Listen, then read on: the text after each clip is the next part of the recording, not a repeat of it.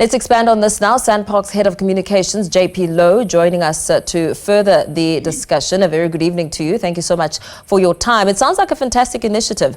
How do you intend on running this program, or perhaps how does it work?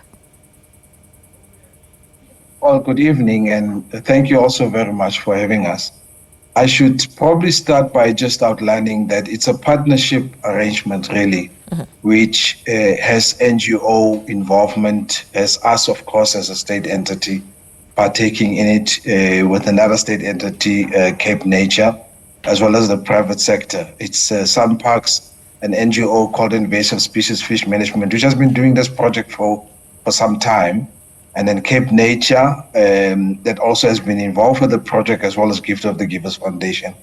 So we've come together to engage in this project that's meant to remove common carp from affected waters, because it is an alien species introduced in our waters around sort of like the 18th century period.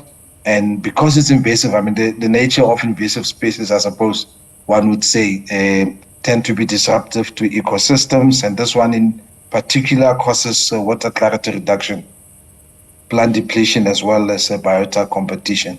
So, and also it's considered, in fact, one of the world's worst invasive fishes, I must indicate, which tends to breed quite rapidly.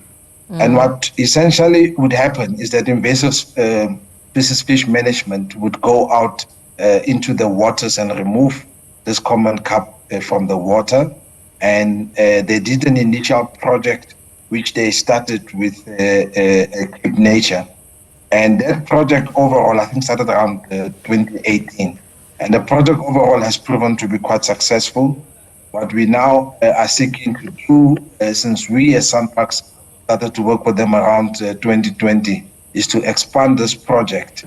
And has been fortunate enough with the company Oceana Group coming on board and donating a boat to us, to what we call the carp project team, which is this organizations I've mentioned. And the boat itself, therefore, provides, I mean, it's bigger in size.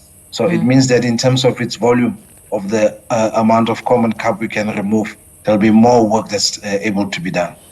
I'm glad you touched on the expansion element, because as you and I have this discussion, I can't help but think of the Chinese proverb that you give a man a fish and you feed him for a day, you teach a man how to fish and you feed him for a lifetime.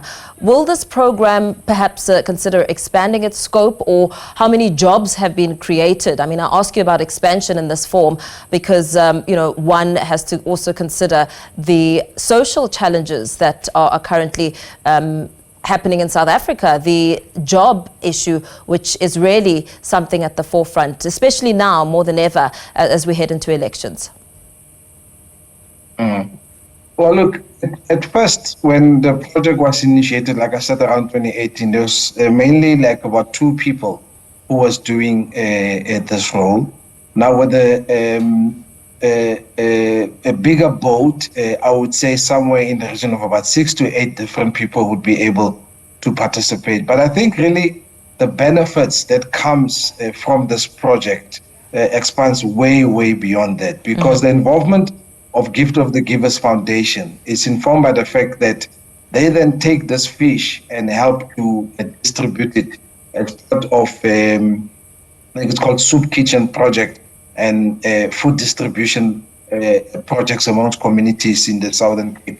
And so far, we've reached about 320,000 people through that project. I mean, yes, it is an invasive species, but also it's a staple diet that's consumed right across the globe, you know.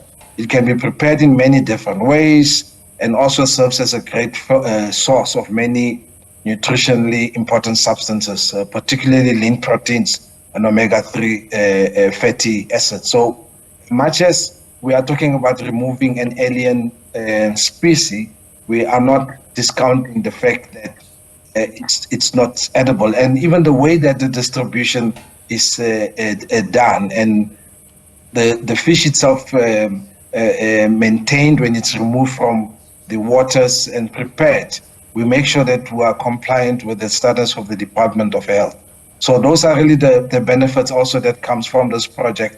It's not just in terms of jobs that gets created, but also in terms of dealing with issues related to food security in the area. Yeah, very well. Thank you so much for weighing in on the discussion. SANParks Head of Communications, JP Louw, talking to us there about how the invasive carp is being used to feed soup kitchens, and also working hand in hand with the Gift of the Givers, and eliminating and reducing it from the disrupting the ecology of marine life.